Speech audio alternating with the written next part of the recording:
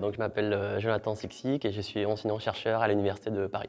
Alors, nous construisons une mesure de l'âge physiologique des individus afin de comparer le niveau de bien-être des populations et de faire des comparaisons internationales. Nous savons que l'âge calendaire constitue un indicateur imparfait du vieillissement. Une personne de 80 ans, par exemple, peut en paraître 5 ou 10 années de moins du fait d'un niveau d'autonomie relativement élevé.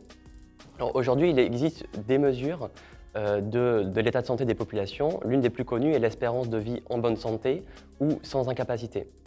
Cependant, il s'agit d'une mesure essentiellement démographique qui est valable pour un groupe donné et qui ne permet pas réellement d'évaluer le bien vieillir ou de faire des analyses au niveau individuel.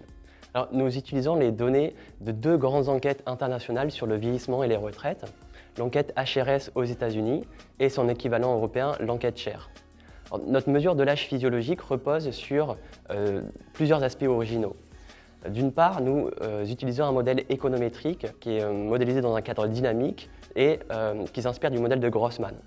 Ce modèle postule que l'âge est associé à une dépréciation de notre capital santé qui évolue en fonction des individus. Alors, la deuxième originalité est que nous combinons 4 grandes familles d'indicateurs de cette dépréciation du capital santé.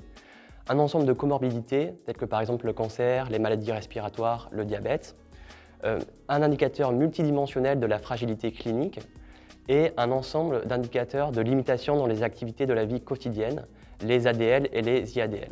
Nous montrons plusieurs résultats. D'une part, 3 pays ont un âge physiologique estimé plus élevé que leur âge calendaire, ce qui témoigne d'un vieillissement en moins bonne santé.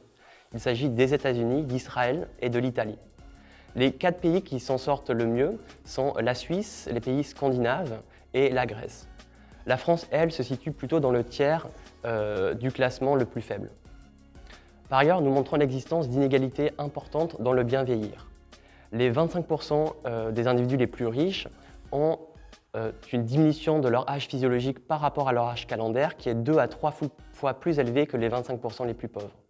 Et cet écart, ces inégalités sont d'autant plus élevées qu'on habite aux États-Unis, en France, en Italie ou en Grèce.